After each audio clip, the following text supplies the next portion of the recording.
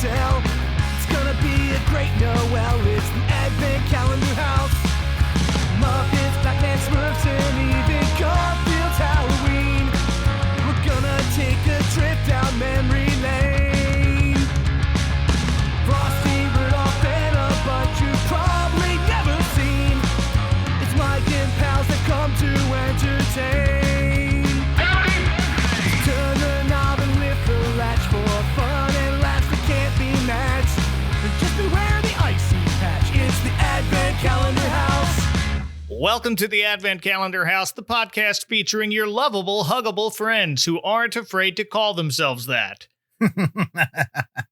Well, we've been having a lot of fun so far this Christmas, etc. in July, but now it's time to go to bed. So join us as we tuck ourselves into a very obscure special from 1988 as we watch the Pillow People Save Christmas.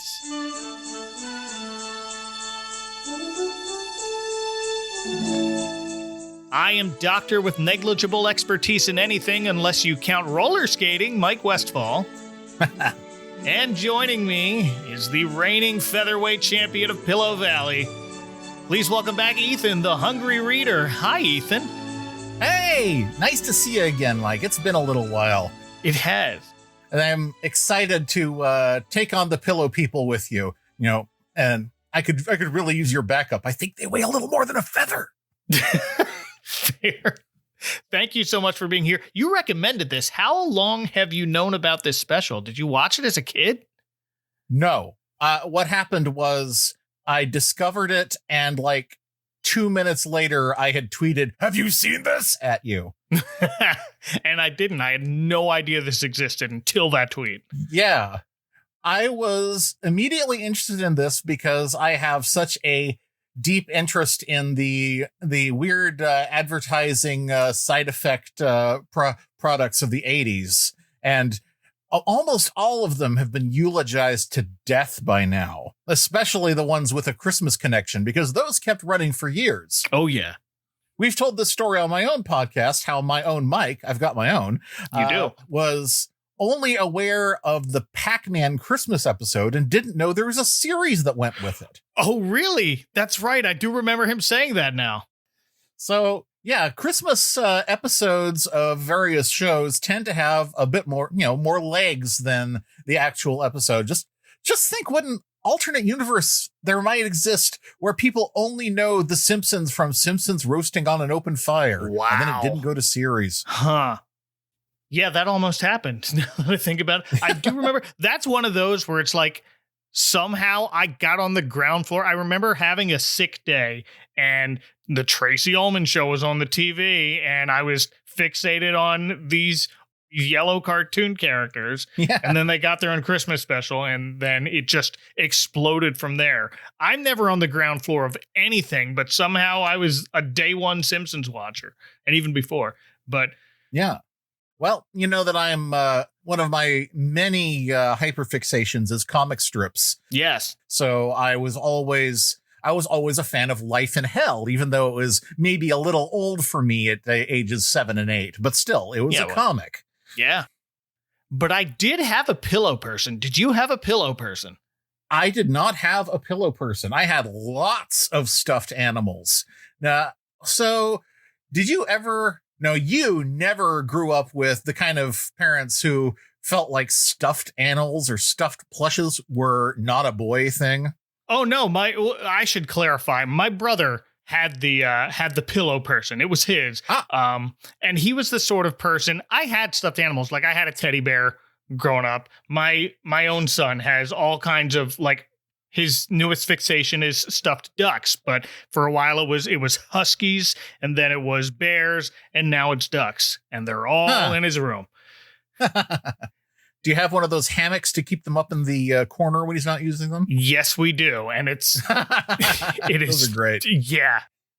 So yeah, my brother had a pillow person, but he liked a lot of pillows on his bed. I remember one night my parents were out, and we had a babysitter.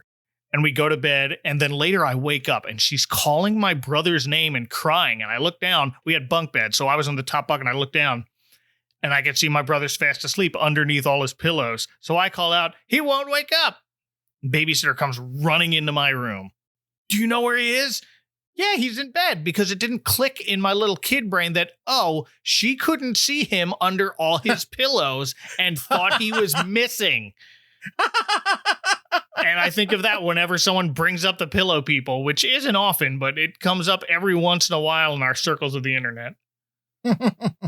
That's delightful. I never had quite that issue with pillows and stuffed animals, but they did form a very snug nest. And even now I've gotten into the habit of, I don't know about you. Are you a side sleeper or a back sleeper? I am a stomach sleeper. I can be both. Yeah. I usually start on my side and then end up on my stomach. But right now, I have to start on my side, and I have to have between my head and my arm this large IKEA plush octopus. Oh, wow. Yes. It's very handy. The tentacles can arrange themselves just right to cradle your head. So it's like, wow, it's a very utility plush. Yeah, that's a very versatile thing to have in sleeping with you there. So yeah, not so much if you have like a squishable or something that's just one big plush ball. Yeah, well, one of my daughters has several of them, and they're just all kind of lined up. But they're all just one big marshmallow of a shape, and it's just like, well, this isn't very versatile at all. But yeah, are we saying squishables or squishmallows? This is a squishmallow. Yeah, because they're two different things. They are. Squishables tend to be even bigger, and I actually do have a squishable that's a Cerberus, so that's pretty cool. Oh, that's even yeah, nobody gets past him if they're trying to give me nightmares. But so before we get into the special, we got to do the thing. Let's talk a little about the history of Pillow People.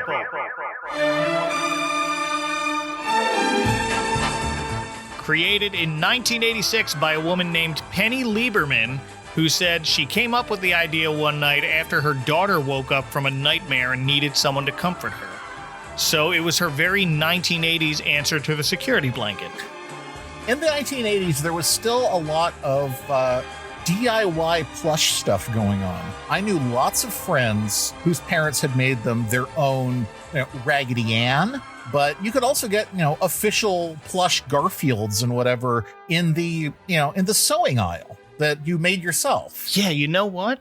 Yeah, because I had a couple of Care Bears. I had Bedtime Bear and I had Friend Bear, but they were the kind that my mother must have sewn herself, because it was just two-sided sheets that were sewn together.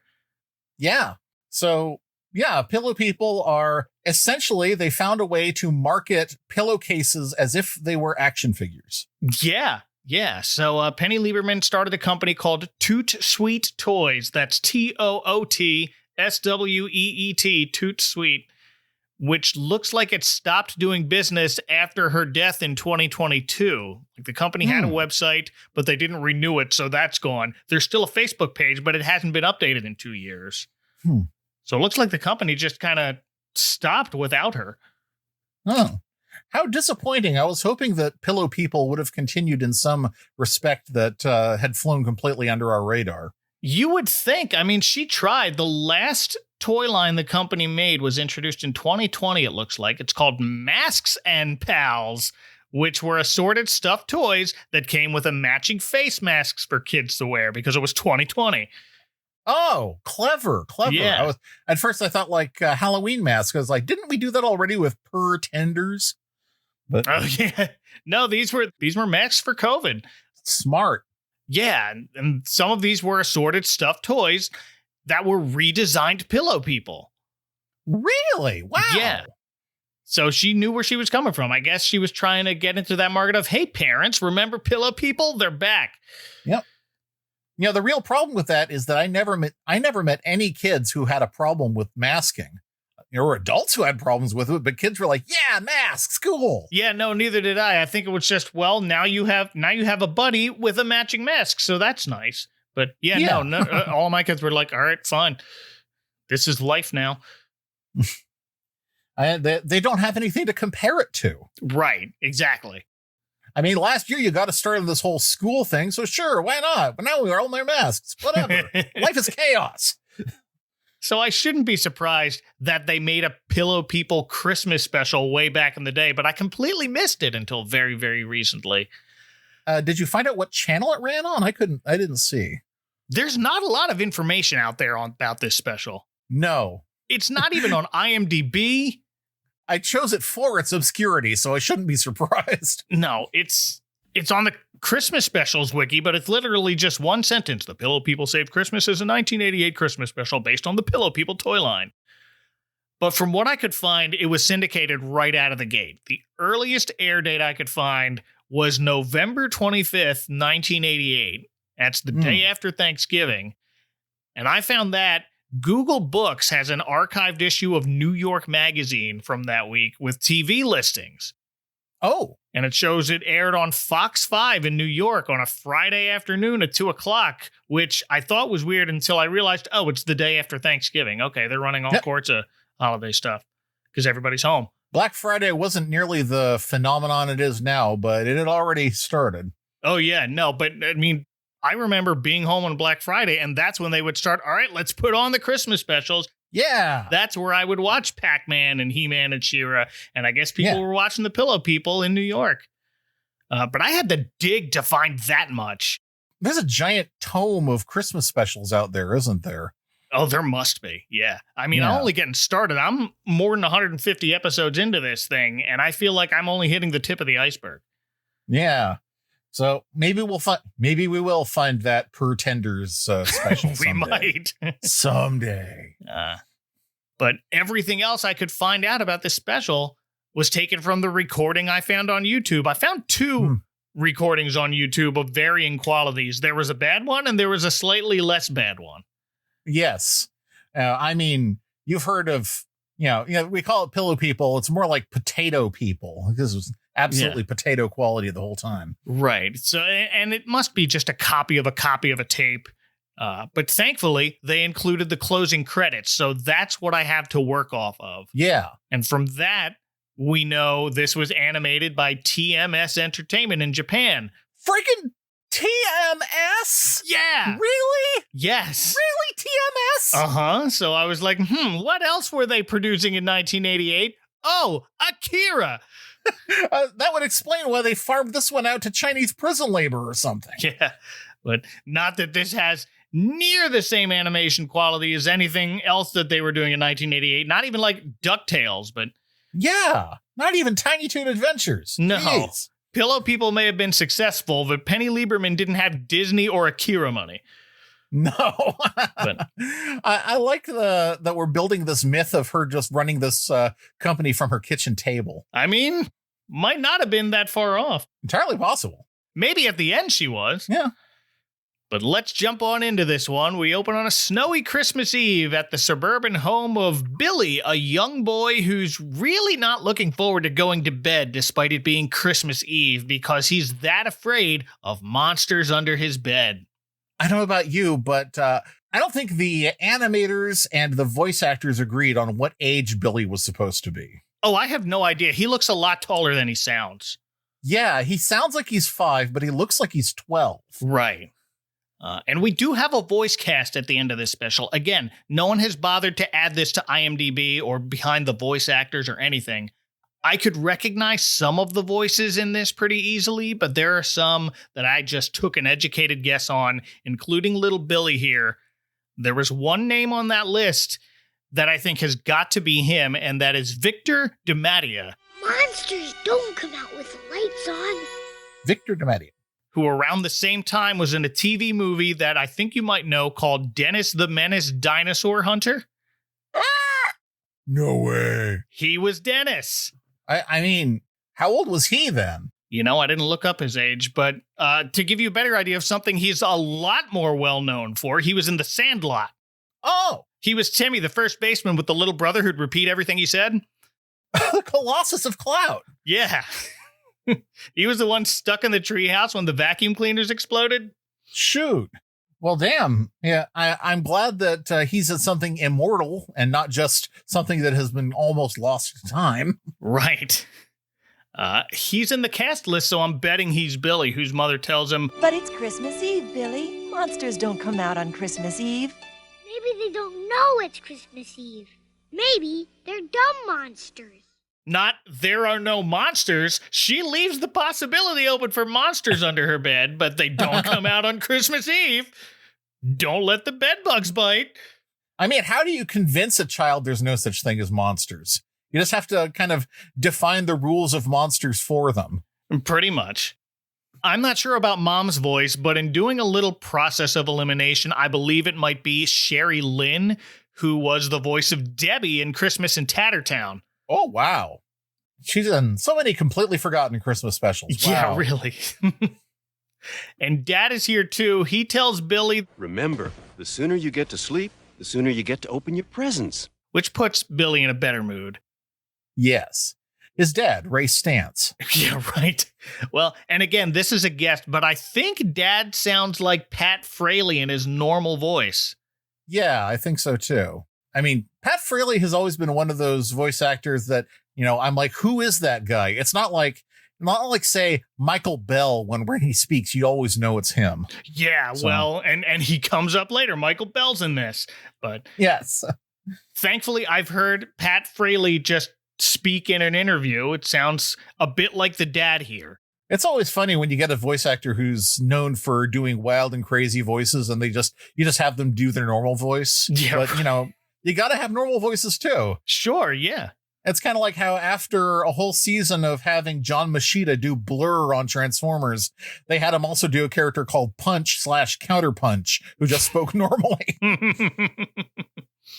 So Billy's mom and dad tuck him in, turn out the light. He doesn't want them to turn off the light. And now Mom reassures him there's nothing in the dark. There's not there in the light.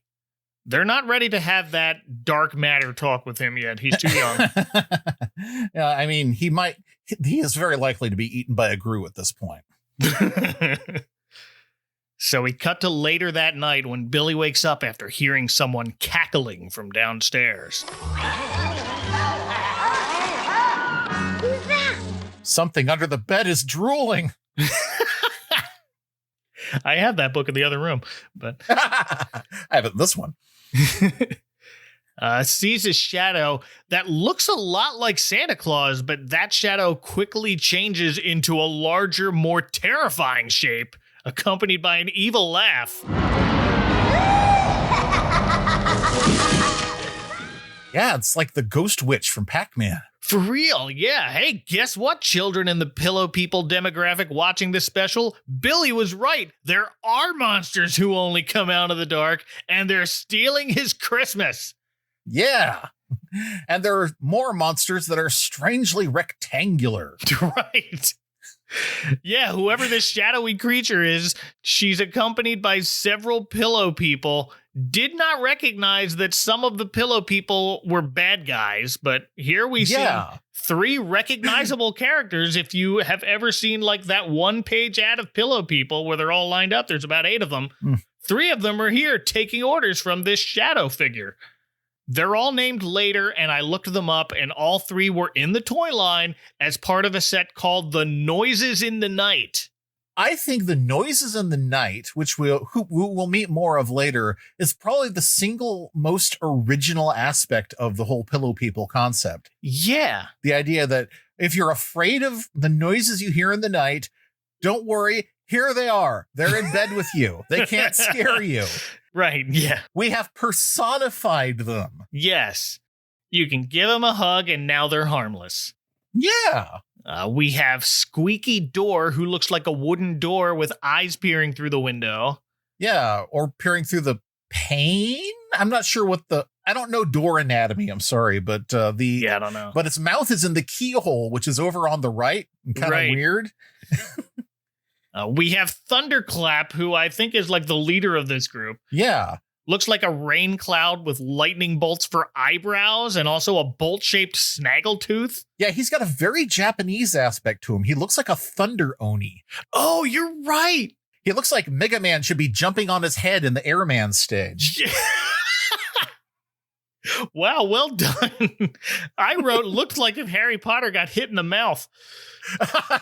Oh, yes, he has a little tiny lightning bolt for a tongue, like a snake's tongue, which is actually, it's kind of cute, but kind of gross at the same time. Put that away. Right.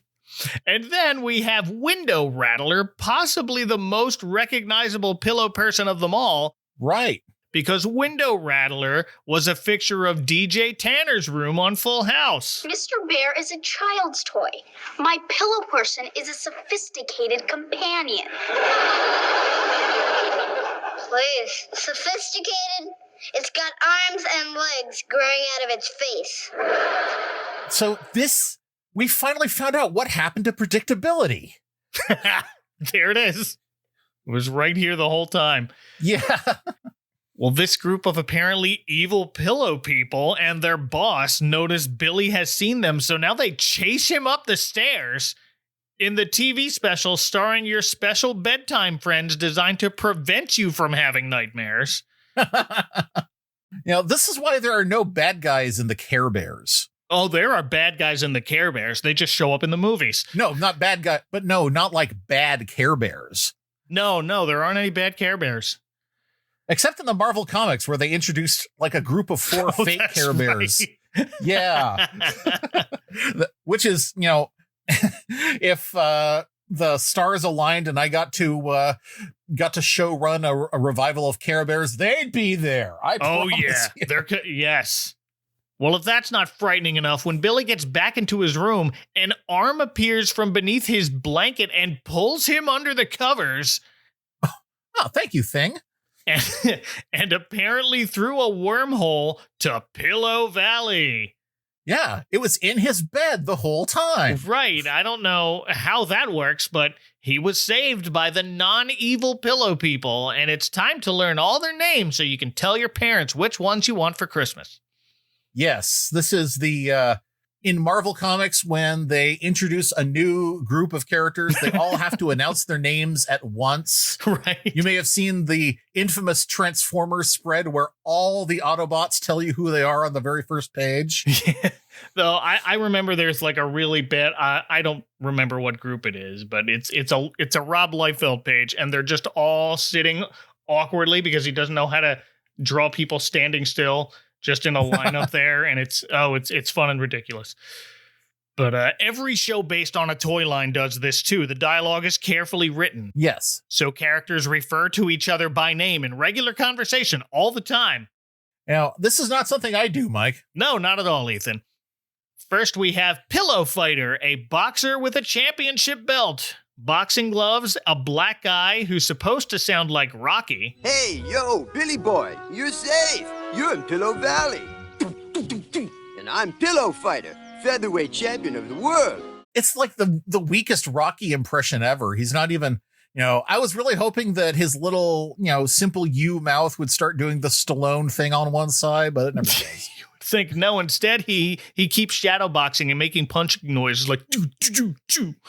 Yeah, he never actually hits anyone. So, No. because that would be an imitable act. Oh, yeah. Nope. No violence on TV. But I believe Pillow Fighter is voiced by Danny Mann. His Rocky impression sounds a lot like Chester from Camp Candy. Oh, Camp Candy. Now that was a program that I watched. Yeah, me too. So, and I remember that voice of like Chester, the dim-witted assistant. I mean, one thing you got to say about Camp Candy, it sure did come on before Captain N. That's right. It's just like, well, I'm awake. I might as well watch through this. I always liked the time that my dad saw me watching that. And then like an hour later, I was watching Hot to Trot. And wow. He said, what is this, a John Candy morning? I've talked about Danny Mann once before. He was on the Back to the Future animated series. He was Einstein. Oh, well.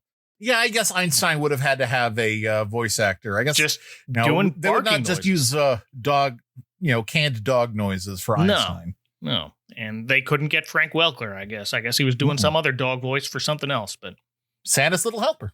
yeah. Also here is Sweet Dreams, who basically looks like a doll shaped like a pillow. Yeah.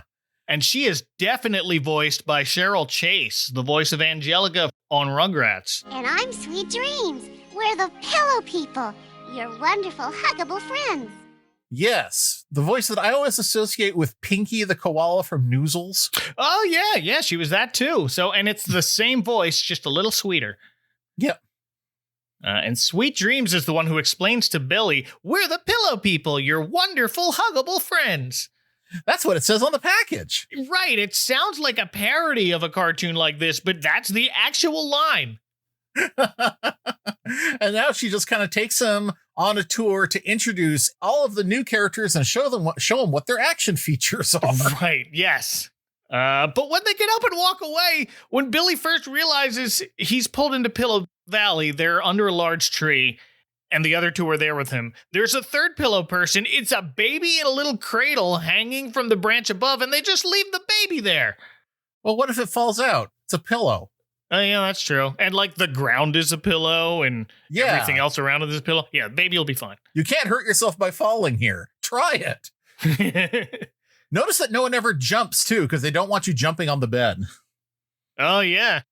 But we just meet a whole series of babies now. This is a line of pillow people called the Moody Babies, who have different faces on either side of the pillow. So when you turn them over, they switch to the opposite mood. You know what they say? May a moody baby do my yam. So, yeah, we see the first Moody Baby, and what was its name? We see Sleepy Baby, who turns over and is now Wake Up Baby. They're like conjoined twins. I was not expecting that. I literally gasped. I was like, Jesus! Yeah, I was like, what's going on here? And then I looked it up. That's the toy line. That's how it works. So they're trying to remember all these names because someone's going to have to buy them.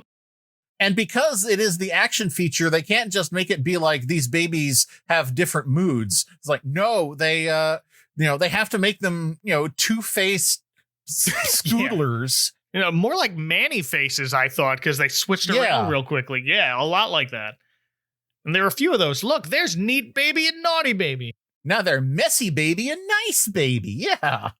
These characters have nothing to do with the story or the special. They are only introduced to let you know they exist and you can buy them. I can recognize all of those babbling baby voices besides Cree Summers, though. Russie Taylor was on the cast list, and that's definitely her doing those baby coos from the ones that are switching around there. Oh, yeah, they all sound like Birdie the Early Bird. That's right. Yes, we're also introduced to a pillow person who is a little black girl. And does she get lines? Because I know I saw Cree Summer in the listing. She doesn't get a line. Cree Summers, the voice of the baby, the rockabye baby. Me wanna go too. Oh, interesting. Yeah, so now we get what we were complaining about, about the how TMS could really do better, and we know they can. Oh, yeah. Honestly, this scene is, you can clearly see that it was storyboarded to be an absolute masterpiece, and then they decided to do it at a frame rate so low, it looks like reading Rainbow. Yeah, it does. Yeah. Pillow people, what fun they can be. Pillow people are such good company. Yeah, here's where we get to the special's theme song as Sweet Dreams takes Billy to Pillow City, where the streets are paved with pillows. And so are the buildings and the fields and everything else. And the people. And the people. Along the way, we meet up with a few more characters, including Mr. Sandman, the token narcoleptic, whom they find asleep on the sidewalk, leaned up against a lamppost. Wearing a little nightcap, so you know he's a sleepy guy. Yeah. That's we're trying to push that as like the new alternative to goth is being sleepy. Oh, is that it? Yeah, so go around, go hang around the mall in a nightshirt with a stocking cap and carry a little nightstick with a cover or a candlestick. A candlestick, right? Yeah, try and look like the bear from the motel signs. We also run into a pillow dinosaur. I don't think it's named in the special, but it existed. It's called Dino-Snooze. Oh boy. You put a whole second of thought into that, didn't you? Yeah, well. Well, better that than Sleeposaur. I don't know. We also finally meet what looks like another human. Maybe? Maybe. I'm not sure, but his name is Dr. Z's, a scientist who's got a bunch of little elf-like pillow helpers called the 40 Winks. I missed that name. That's pretty cool. The 40 Winks are much better designed than the Pillow People. You can tell that they are a product of the animators and not the toy company. Yeah, these are original to this special. You cannot buy Dr. Z's, nor can you find the 40 Winks. No. But Dr. Z's is wearing roller skates at all times, which I think was a life goal of mine at one point. He does have a little bit more of a Little Clowns of Happy Town look to him. Yeah, he doesn't look quite human the way Billy and his parents do. He's a short little guy who looks like he might be some kind of human pillow person hybrid, maybe. You know, he looks like, if there was a friendly version of Dr. Robotnik, that's what he would be. Yeah, he does look like that. Yes. He is kind of an egghead. A little bit. And he's apparently in charge of the weather, too. We're told Dr. Z's and his 40 Winks are in charge of keeping Pillow Valley sunshiny by protecting something called the Vault of Beautiful Dreams. That doesn't come up, so I'm guessing that was planned for future episodes. Yeah, like this seems like a pilot, but it also doesn't. Yeah, because it does have a logo. It has a logo and then a title. It's got a logo. They did a whole theme song. They wrote a whole song. Yeah. It's the only song. And this is another guest, but I think Dr. Z's is voiced by Ken Sansom because he sounds an awful lot like Rabbit from Winnie the Pooh. Oh, dear. Oh, my. It's Santa. There must be trouble. Yeah, Hound. Yeah, I know Ken Sansom. Oh, yeah, Hound. Yep. And he hears a bell tower ring at his science lab, which apparently means he has an emergency call from Santa. Oh, wow. I love when, they automatically know exactly who's calling because it comes through a special venue like, my toast particles are dissipating. That can mean only one thing. A call from Washington. Yes, Santa has a bat phone. And sure enough, Dr. Z's has one of those machines you only see in stuff like this with a giant TV monitor and a control panel and a bunch of buttons and levers, but it's really just a very complicated video phone. I think it's supposed to be an interocitor. Okay. So what do you think of the design for Santa in this? It's strange. Like, he looks, I don't want to say malnourished because I don't think that's the word I'm looking for, but he's got a long face. He's not the fattest Santa, no, but no, the whole point is that Santa hasn't been getting enough sleep, so he looks bedraggled. It looks like Santa went through the wash in your pocket. Oh, yeah, maybe that's it. I didn't think of, he looks dead tired. That's why he looks like that. But yeah, you're right. That might be it. And of course, the reason that Santa looks dead tired is those damn noises in the night. They're hanging out at the North Pole now. Yeah, they've infiltrated his workshop and they're just running around causing so much chaos that Santa and his elves can't get any rest. So they can't finish making their toys and they're scared they're going to miss their deadline for Christmas Eve. And then I thought, wait a minute, wasn't it already Christmas Eve? Yeah. Shouldn't he have already left by now? Right, and I know I keep bringing it up, but this might be the latest it's ever felt like Santa should have already gotten started by now. I guess the noises in the night have been there for a few days now, and he's just been, okay, now they're going to calm down. Now I can get some sleep. Oh, yeah. No, not again. But I'll write it off. Fine, we're in another dimension where time is meaningless, so we can just do a Narnia and nobody cares. Yeah. This is just what happens when you fall through that hole in your sheet and sham that you've been meaning to repair. Yeah, well, see, get it fixed, Billy's mom. What about these elves? Look at the actual elves. They have they look a little more Rankin Bass's The Hobbit than I was expecting. Yeah, they do, now that you mention it. It was important to set them apart from the cartoonish Pillow People. So these are surprisingly realistic looking elves that look more like, I don't know, a kobold or something. Yeah. I was trying to think, wait a minute, did TMS work on Rankin Bass stuff? But no, that was Topcraft. Yes. Topcraft, which later molted and became Studio Ghibli. Sure did. Not sure about Santa's voice. I saw Jack Angel in the credits. Maybe it's him? Dr. Z's, the noises in the night are keeping us from getting any rest. And without rest, we can't work. We're not going to make the Christmas deadline. Well, entirely possible. Jack Angel is a go-to for those kind of deep bassy voices. Yeah, I haven't come across Jack Angel in the podcast yet, but he voiced a bunch of Transformers, including Astro Train, Smokescreen, and eventually Ultra Magnus. Yeah, and who did he replace for Robert Stack? That's right. Robert Stack. So, yeah, and he's got that same sort of voice. He's the guy you go to if you want to replace Robert Stack. Yeah, well, if you ever watched the movie AI, Artificial Intelligence, he was the voice of Teddy. Yes, that's right. Oh, Teddy is great. Yeah. And in Toy Story, he's Mr. Shark. Howdy, howdy, howdy. So he may or may not be the voice of Santa, but he's a voice. And Dr. Z's solution to Santa and the elves not being able to work at the North Pole is to bring them to the North Pillow in Pillow Valley. The North Pillow? It's the North Pole we have at home. So Santa says, great, we're on our way. It sounds like, I don't know, like an ice cream shop or something. Oh, that would be a great ice cream shop name there. Yeah.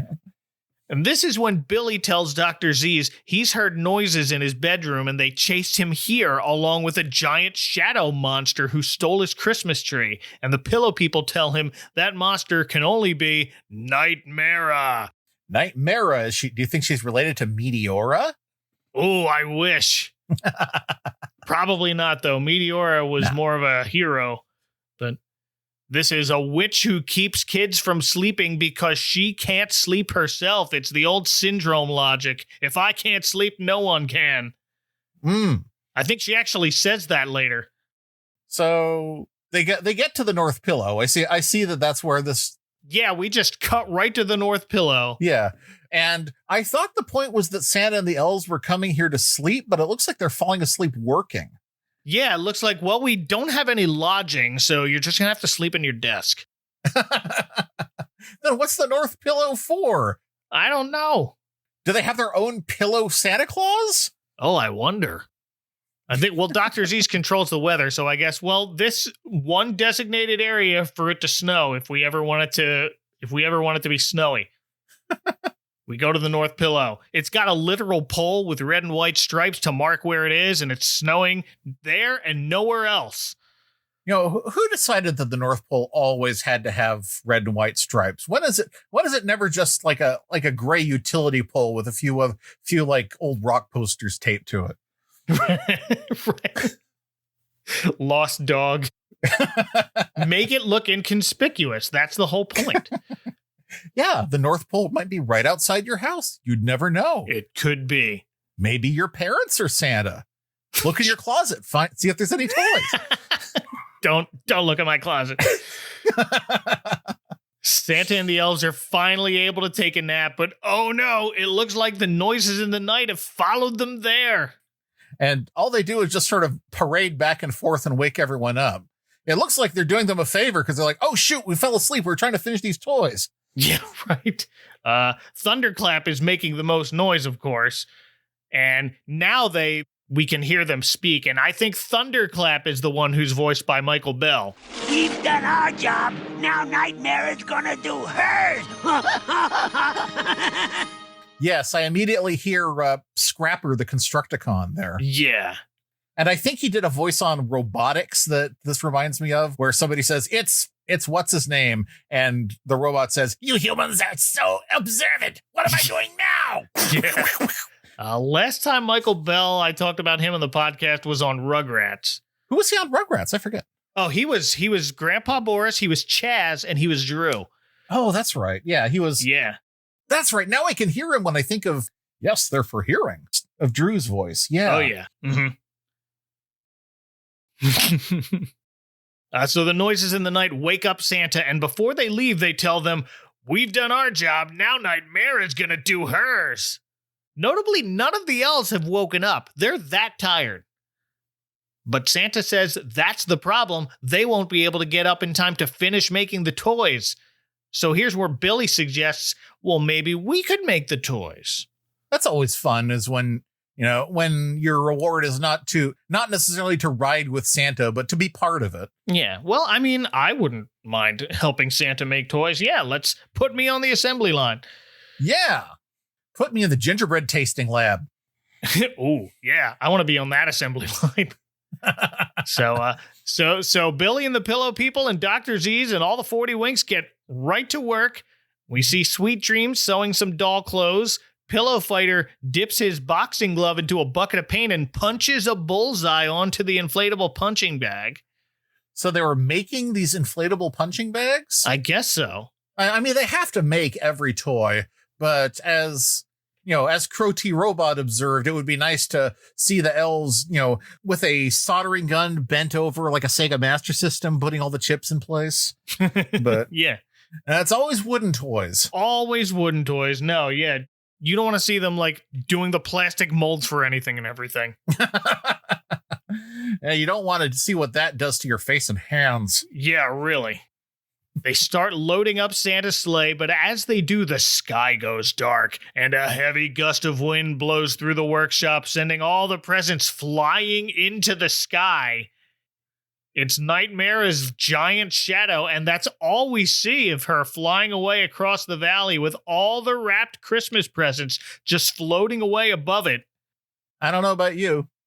I was thinking of the Far Side with, it's George! He's taking it with him! Not only will I prevent anyone from sleeping, I will also steal your Christmas. Learned it from the Grinch. Yeah, it's all about noise and not being able to sleep. So this is kind of a remake of the Grinch in some ways. Yeah. Except not from the Grinch's perspective this time. And that's enough for Santa to just give up and tell the Pillow People, all is hopeless, I'm afraid. Yeah, this Santa is the most eager to give up since Christmas Comes to Pac-Land. Really? He is so defeated. It's because he's just so tired. He's so exhausted. I mean, I've been there, so. Yeah. At least you don't have to drive. There'll be no Christmas this year as we go to commercial. After these messages, we'll be right back. Pillow People have a home where kids never feel alone. They're in Happy Pillow Valley. It's so much fun meeting everyone and playing with the Pillow People pets. I'm Drowsy Dog. I'm Huggabear.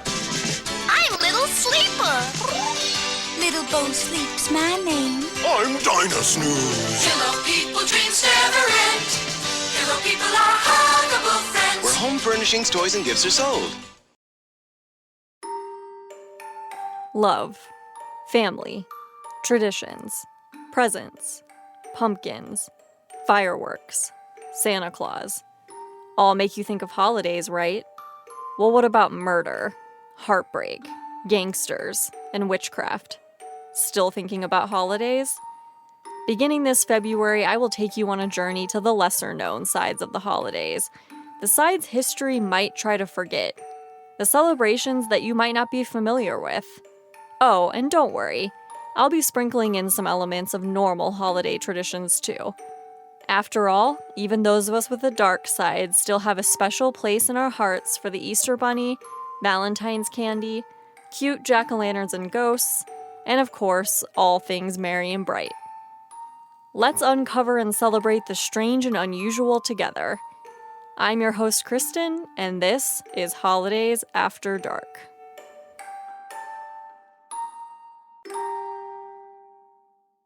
Now, back to the Pillow People. And when we return, we find ourselves at Nightmare's castle, which is surrounded by a moat of lava, as you do. Welcome to level 8-4. Yeah, it does look like it looked a lot like, well, even in the Super Mario Brothers 3 cartoon, that's what they made Darkland look like. Mm-hmm. And all the noises in the night are running around the place, playing with all the stolen toys. But that's even too much noise for Nightmare, who enters and shrieks at them to stop. I didn't steal all the presents and decorations of Christmas for you to play with! We got our first look at Nightmare here. I love how she has a face shaped like a knife. Yeah, okay. So it's your classic tall, slender, evil queen look. She's got a pet buzzard on her shoulder. She reminded me of two other villainesses. Have you ever watched, it's an anime movie of Jack and the Beanstalk from 1974? Ooh, it sounds familiar, but I don't recognize her her look from that. No. This is in your wheelhouse, but the giant in that version is the son of a witch named Madame Hecuba. Ooh. Who's got a very similar look to Nightmare here, except for her face. Her face, she's got yellow eyes, heavy blue eyeshadow, and a big mouth with red lipstick, and her face looks like Mother Brain. Yes, I was gonna say she looks like this is the head that Mother Brain came out of. But yeah. I also thought that she looked like the perfect cross between Tamanilla Grinderfall and Guy Smiley. Wow. What a pull. Yeah. Did you see it, right? Oh, yeah. Yup. Tantamanilla. Tantamanilla. Not quite as round as Tamanilla. Tamanilla is almost a perfect sphere. Yeah. You've got to be if you're going to hide a whole Jerry Jewel under you. Well, sure. I believe Nightmare is voiced by Victoria Carroll. She voiced She-Hulk in the old Incredible Hulk cartoon from 1982 and a bunch of one-off voices. On screen, she was on the show Alice as Mel's girlfriend, Marie. Oh. And she was an original Groundling in 1974. She is Michael Bell's wife. Oh, that's nice. Mm-hmm. So she got to boss around her husband in real life as well as in this show. That's right. You get a little more personality for the noises now. Yeah, and every evil witch's biggest flaw is that she surrounds herself with a bunch of incompetent lackeys. Yeah. I mean, if you got competent lackeys, they might take over, you know? Oh, that's true. She tells the noises in the night she didn't steal all the Christmas presents for them to play with, and with a wave of her arm, she shrinks all the presents she's stolen and locks them in a tiny little treasure chest. Children all over the world will go to sleep early so they can wake up and open all these presents. And if the Queen of Nightmares can't sleep at night, then nobody will! We also get to meet the fourth of the noises, which is Big Footsteps. Big Footsteps. Yeah, he's kind of a sweetheart. That's the one I had. Oh, you did? Yeah, that's the one my brother had. What do you have to say for yourselves? Merry Christmas, Nightmare. No! Oh, then, Happy New Year. I think one of the noises in the Night Pillows was actually one of the regular assortment before they came up with the whole noises in the night, and then he joined them. That might have been it, yeah. Kind of like Cobra Khan and the Snake Men. Right, yep, exactly. A deep pull, but yeah. So I believe Big Footsteps is voiced by Bill Calloway, who is also the voice of Clumsy Smurf. That seems to be in his wheelhouse. I thought you were going to say Bill Fagerback, and... No, didn't see his name. That would have been a little early for him, but this is definitely his kind of character. Yeah. But back in Pillow Valley, Santa says there's no more time to make new toys at this point, and Dr. Z says, well, the solution is simple. Get the toys back from Nightmare. Sure, that's it. Yeah. We've got all the pillows we can handle, right? Sure. Well, Pillow Fighter's not afraid. He's going to give him the old one, too. Yeah. And Billy chimes in, yeah! And Pillow Fighter turns to him and said, Hey, yo, that's a spirit, Billy boy. You're not afraid of the noises in the night and a creepy old witch who can change into any monster she wants to, are you? Me? No. Since when? Since when can she do that? Are you making this up, Pillow Fighter? Yeah, really. Well, when you phrase it like that. They should call you Pillow Fibber. I think that's the best line in this whole special, but to be fair, there aren't too many good lines. No. And this is the Cree Summer moment, too. Yes, this is, we hear Rockabye Baby, who wants to go too, but Sweet Dreams tells her it's too dangerous for a baby. This is a dangerous mission. Me not afraid of Nightmare. This is something I kind of have a persistent bug about, where you write dialogue for a baby and it just sounds like a normal person, but they say me instead of I. Yeah. You know, me no play ball in house, me going to read Anna Karenina. Oh, but also we introduce my favorite character. I think I didn't quite get his name right, but I think it's Hercule Pillow. I think it's just Peter Pillow. Peter Pillow. Oh, not even as clever, but You can't live without me.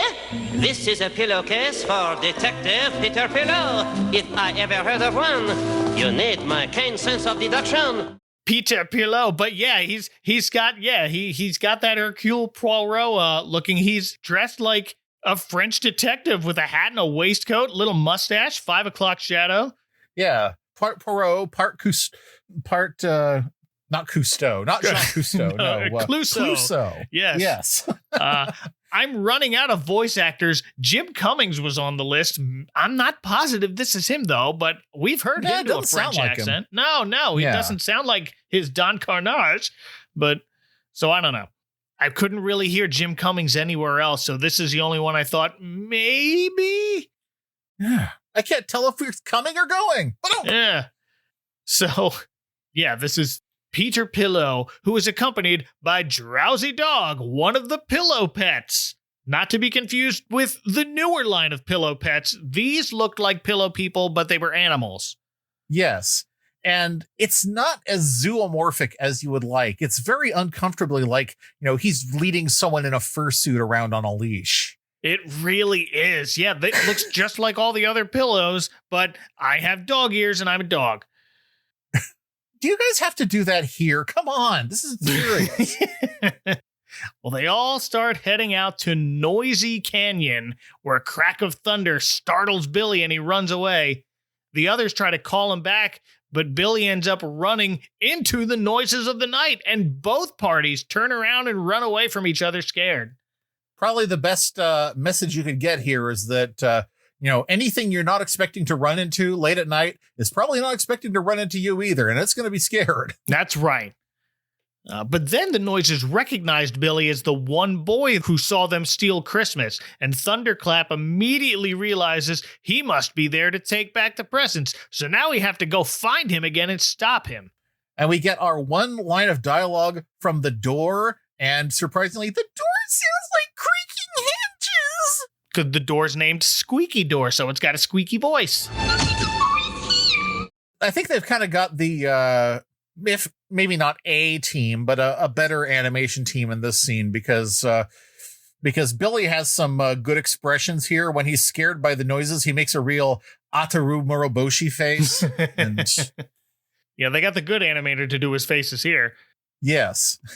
And then he broke for lunch. Yep. Yeah. All right, you're up. Billy literally runs into Santa, who calms him down and says, "You mustn't be afraid of noises." And as they continue heading for the castle, Billy repeats to himself out loud, "I'm not afraid. They're just noises." Until they run into the noises of the night, who tell them to turn back or else. Or else what? Pillow Fighter says, and Thunderclap replies, "Or else this." And he literally claps his hands and conjures an actual storm cloud that shoots lightning. Which is, it's nice that he actually has some kind of powers, but this doesn't seem very functional when you're a pillow. No, yeah, it's concerning at first, but then it just starts to rain only on Thunderclap. And that makes Billy and the others laugh it off, and they just keep walking right past him. "You're not scary at all. Let's go get those presents." And that's all they do? They don't, try to hold them back or, grab onto their ankles or anything? Not important. No, they're too embarrassed from getting laughed at, I guess. But yeah, it's like how when you see someone stealing from the store, let the security guard handle it. That's not your problem. That's right. So now they arrive at the big scary castle, and they walk right into the mouth of a giant stone monster gateway. Yeah, but there's a brick wall in their way. And Drowsy Dog briefly wakes up, sniffs around, and Peter Pillow pushes one of the bricks, which opens up a trap door beneath them, and they all fall down a very long slide into the dungeon, where Nightmare meets them to laugh in their face for a second and then disappear. Just enjoy your stay. Later. One important character that we haven't really brought up is the fact that Mr. Sandman has been with them the whole time. Yeah, he briefly wakes up here. He's been asleep this whole time, just kind of... Who's been carrying him? I think Pillow Fighter's been carrying him on his back. Yeah. And every time he wakes up, he grabs some of his magic sand and tosses it in the air. And Sweet Dreams has to yell, "Cover your eyes," so no one else will fall asleep too. Yeah. So Mr. Sandman just lives in a perpetual haze. Basically, he's on downers the whole time. The whole time. Wakes up, kind of takes in his surroundings for a second, decides, nope, going back to sleep. And this time when Sweet Dreams warns everyone to cover their eyes, that gives her an idea. Hey, I bet that sand would also work on Nightmare. Yeah. They actually brought a weapon, so there's a reason that he's with them. Yeah, so Pillow Fighter decides we need to start a diversion, the only way they know how, by starting a pillow fight. And he throws a pillow right at Billy's face. Yeah. Where did these pillows come from? Did the noises in the night just lock up these regular pillows thinking they were pillow people? Still won't talk, huh? Yeah, what is a pillow fight like when you are a pillow person? Is it like when it would be like if you and I got into a big fight with like featureless dummies? Yeah, right. Just we're in a department store and a mannequin looks at us funny. He's like, "What are you looking at?" Mannequin fight. Clunk. Oh. Next time, use the one that actually has a head. Yeah. I'm sorry.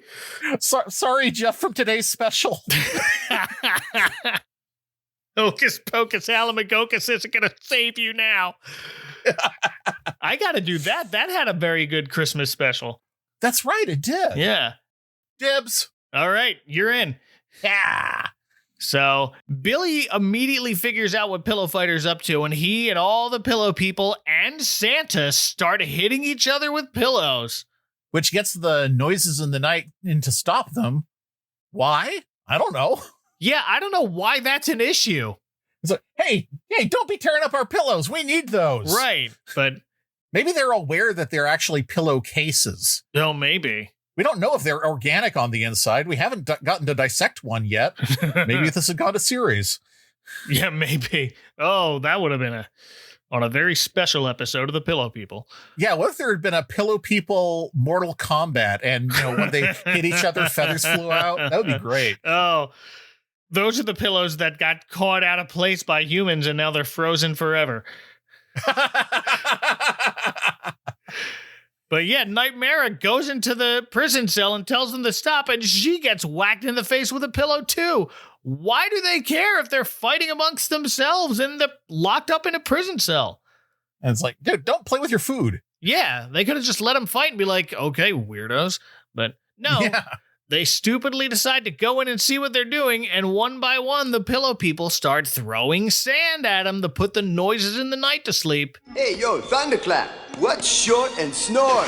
What? Yo, you! Peter Pillow runs into some trouble. He throws sand at Big Footsteps. The latter sneezes it back into Peter's face, so they both fall asleep. But they fall asleep, really intimately together, kind of almost rubbing noses. Like, oh, I'm glad they found each other. Yeah, they're like snuggling with each other. Yeah. I mean, if you're going to fall asleep in a big pile, awesome. Wish I could do that. Well, Peter's been incompetent this entire time. When someone figures something out, he's the one who keeps saying, I was going to say that. Yes. Good. He's out as well, leaving only Nightmare, and Billy's the one who attempts to sneak up on her. But she catches him, turns around, and just cackles at him. You're certainly a brave one to face me like this, little boy. What is that you have behind your back? And at first he says, nothing, before throwing the whole bag in Nightmare's face. Yes, at last. With a smile on her face, Nightmare finally falls asleep, and as she does, the tiny treasure chest in her pocket falls to the ground and bursts open, sending all the presents flying out of it and returning to their normal size. So if they had known that this was what Nightmare wanted, couldn't they have just said, hey, Nightmare, we've got a bag of this dream sand. Can we help put you to sleep? Right. Yeah. And they do know that. Like, I think Sweet Dream says it. It's like she doesn't want anyone else to sleep because she can't herself. You got a bag full of this stuff. Yeah. Have a conversation. Is it that precious? Doesn't look like they're running out of it. No. They end up seeming to have enough for the whole world. Sure. Yeah, first they have to deal with this gigantic pile of presents that is in the cell with them. And Pillow Fighter says, well, let's get the presents and get out of here before they wake up. And we see them start to pick them up one at a time. There's a mountain of presents in there. So we just cut back to the North Pillow. We don't get to watch this. We're just like, nope. And everything was solved. That wasn't the important part. The important part was that we finally demonstrate that Sandman had an important purpose after all, because his name is totally literal. He is the Sandman. He is, yeah. So we got like 3 minutes left at this point. No time to animate them collecting every present. It all worked out fine. Meanwhile, back in Pillow Valley, Santa says the only problem left is that the children of the world are going to wake up soon and it'll be too late. It already is. It's daytime. Yes. Well, the sun never goes down, does it? I don't know. Is everyone just a day sleeper in Pillow Valley? Well, it's the North Pole, so no, it should be. Oh, yeah, no, they're not at the North Pole. They're at the North Pillow, so who knows? Yeah. But slice a time machine, it'll be fine. To that end, yeah, Mr. Sandman says, this is a job for me, and he goes ahead of Santa and spreads his magic sleeping sand across the sky to keep everyone in the world asleep for a little bit longer. Is this your job all the time, Mr. Sandman? So Nightmare was your fault? You should have been the one helping her sleep? Hey, yeah. Instead, you were just, he was asleep. That's why he was leaning up against that lamppost. He was just getting sleepy on his own supply this whole time. That's right. Also, Pillow Fighter, Mr. Sandman, there's a Punch-Out joke here somewhere. Hey, yeah. Night-night. Well, and speaking of video games, we see Mr. Sandman shoot across the sky on a star like Kirby. Bunch of kids start waking up in their beds, but here comes the sand, so they just go right back to bed. Yeah. Does it work on everyone? Is there just like a lost hour? Is there going to be like a big conspiracy about how everyone in the world was kidnapped by aliens for an hour? Maybe, yeah. Give Santa enough time to do his thing. All the Pillow people are there to help him speed things up a bit. They go down the chimney and someone else drops the packages to them to toss under the tree. Hope no one got anything breakable in 1988. It's always funny when they show Santa being super in a hurry and he's just like, and Santa's just going down the street without stopping, like it's Paperboy, just hurling packages into every chimney. Right. And they just magically bounce onto the trees or whatever. Dad, why is the door to the VCR broken off? Probably something you did, son. Sure. Shouldn't have opened it so hard. Shouldn't have shoved a cheese sandwich in it. But they do it. The Pillow people save Christmas. And the only thing left to do now is drop Billy off at his house. But when they do, he immediately crashes in the corner of the living room. Doesn't even make it upstairs. He just falls asleep downstairs. That's always the best sleep, is when you're not even in bed. You're just, crumbled into a hole somewhere, like like a fox sleeping nose to anus in a cave or something. Right. When that usually happens, like I'll wake up, it's 4 a.m. I'm just like, oh, I didn't even go to bed. I still have like my clothes on. Yeah. God damn it. I got to brush my teeth. But I slept great. It's the best sleep I've gotten all week. Yep. So Santa and the Pillow people tuck him in just before dawn. We fade to a little later Christmas morning or afternoon, maybe. Who knows at this point? Yeah. It's like, good morning. Did you want to celebrate Christmas with us, sir? We've already had breakfast. Billy wakes up in his own bed, immediately runs downstairs to find his Christmas tree is back and there are presents under it, so he assumes it was all just a dream. But wait, someone taps him on the shoulder, and behind him on the stairs, Sweet Dreams is still there, who tells him Santa wanted to give him something special to say thank you, and it's a pillow person that looks like Santa. Is it alive? No, it's just a Santa Claus pillow person for Billy to keep, and yes, you can buy that. Yeah. You can still find some on eBay if you really want a Santa Claus pillow person. It just looks like, hi, Billy, good morning. Look what I gave birth to while you weren't looking. Look, he's already got a beard. Me and Santa are already friends. Yeah. But just to cram in one last sales pitch, Sweet Dreams tells Billy, Santa left this for you so you'll remember him all year round. Not to mention your lovable, huggable friends. All right. it can't be a dream because you've got the real pillow people right there in your bed, don't you? Yeah. The other pillow people are at the top of the staircase, and they all say, "Merry Christmas, Billy," before heading back into his room, I guess. Remember, that's where they entered Pillow Valley, from under his bed sheets. Yeah, and then his parents come in and they say, "Merry Christmas, Billy. Merry Christmas, Billy. Merry Christmas, Mom. Merry Christmas, Dad. Merry Christmas." Boy, this is easy to write at this point. Yeah, really. Well, Billy's parents enter from the hallway downstairs. They were probably in the kitchen having coffee or something. Still in their bathrobes. Yeah. Oh, I mean, on Christmas, you don't actually get dressed until it's about 3 p.m. and it's that's true. Time to go out and try that new bike. Yeah. Billy shows them his new Santa pillow, and his dad says, "Well, I see you finally did catch Santa Claus, huh, sport?" And Billy said, "Yes, I did. Thanks to the pillow people." Just matter-of-factly acknowledges their existence to his parents, who look at each other confused, before we cut to under the tree, and one of Dr. Z's 40 winks appears from behind a gift box and winks at us, and that's it. Yep. The end. No further pillow people stories to be told, apparently. Nope, that was fast. They did one thing, and then they're like, I guess somebody must have gotten court-martialed for allowing a human into the pillow person world. Maybe. Or something like that.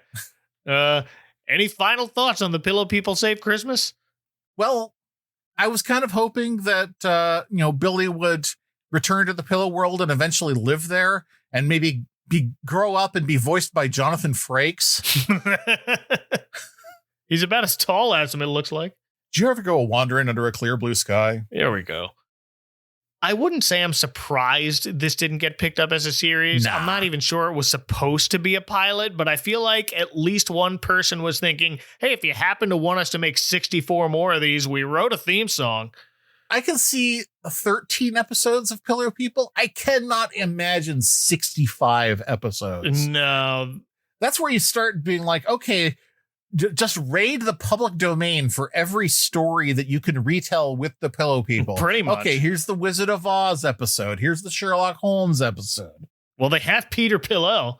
That's right. I would actually, knowing that they have Peter Pillow to, who do you think is the breakout star? Would it be him or would it be Pillow Fighter? Probably. Pillow Fighter exists. He was an actual pillow person in the toy line. Peter Pillow was not. Ah, too bad. He's an original character, like Ricky Rouse and Monald Muck.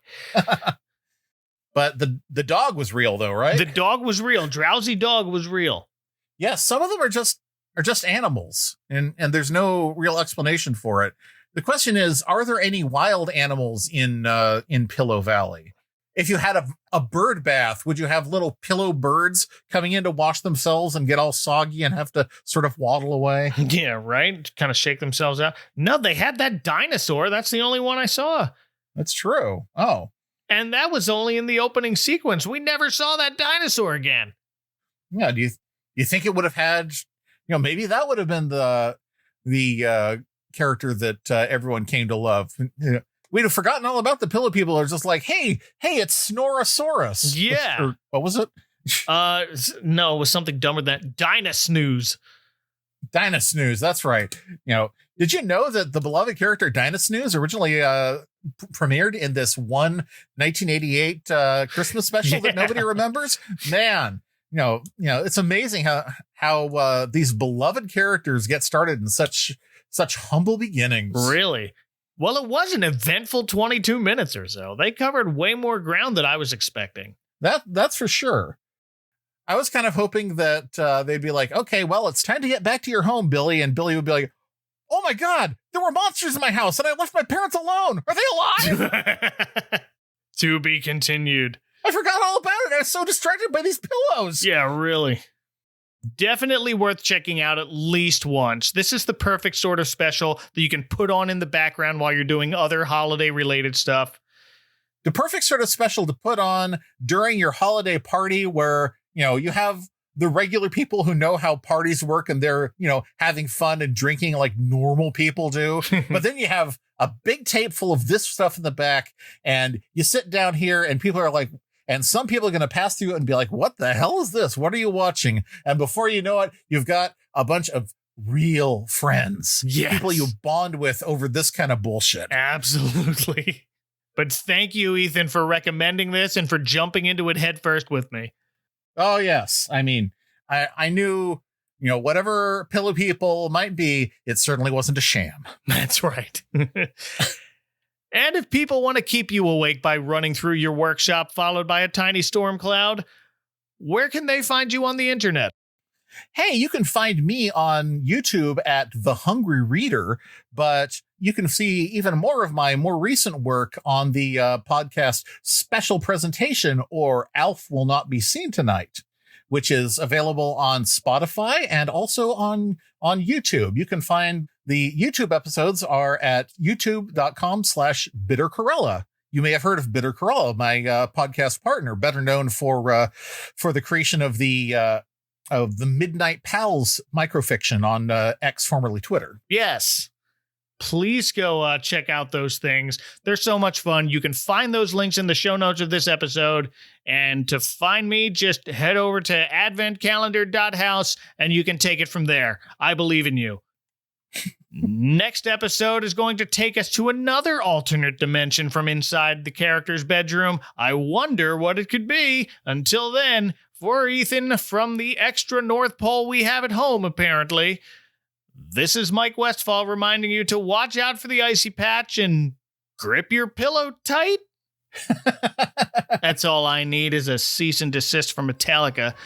Merry Christmas in July to me. I'd argue, but one of the Hug-a-Bunch just looked in on me through the mirror, so I'm going to pretend I'm not here. Oh, if only that was said at Christmas. This reminded me a lot of that. Oh, I could go on for days about the Hug-a-Bunch, but good night, y'all. Sweet dreams.